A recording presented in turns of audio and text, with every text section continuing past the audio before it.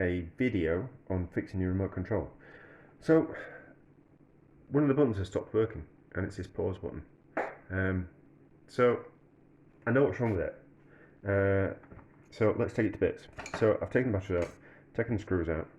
You just have to be careful. We're just prizing it apart. I mean, if something stops working and you can't get it to work, you might as well take it to bits and see if there's anything wrong with it inside. And I have to do this every couple of years. It's a really old DVD player. Yes, I still use DVDs and Blu-rays, and it records stuff off the TV for me as well. So I'm loath to get rid of it. So you just have to work around and not stick and get your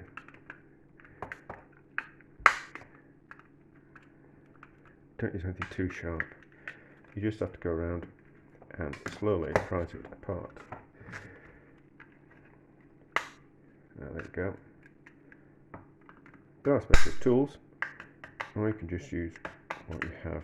So that just then pull apart gently. You don't want to break it. You can always glue it.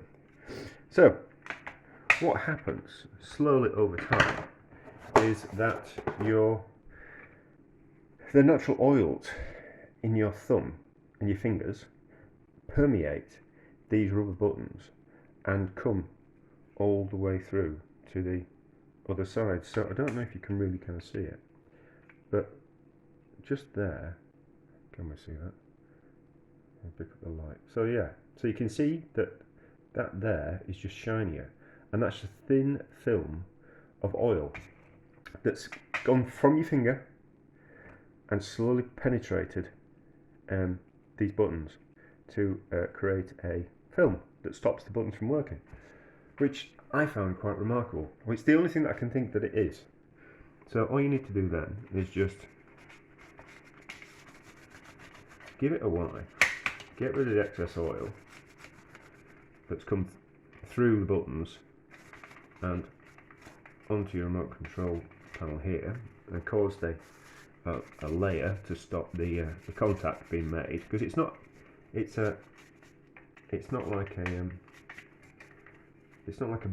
an old-fashioned button that you kind of it depresses to get it to work.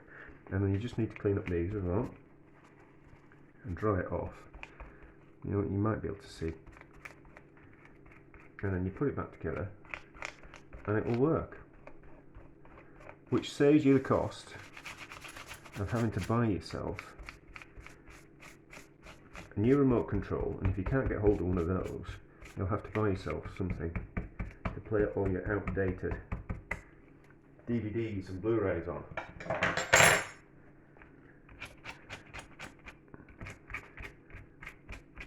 So just clean up.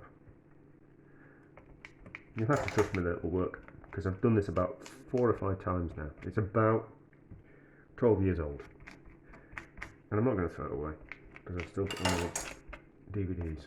But anyway, so that's that, and then just carefully put it back together. You have to do it about once it starts happening. It happens like every 18 months. You need to take it to bits, but it's pretty straightforward. Clip it back together, and then you don't need to put the screws in. You can just put the batteries in and test that it's working again. And if it isn't working, then you just need to give it a bit of a better clean, and then there you go. You save yourself 20 quid for a new remote control. There you go. Easy peasy, eh?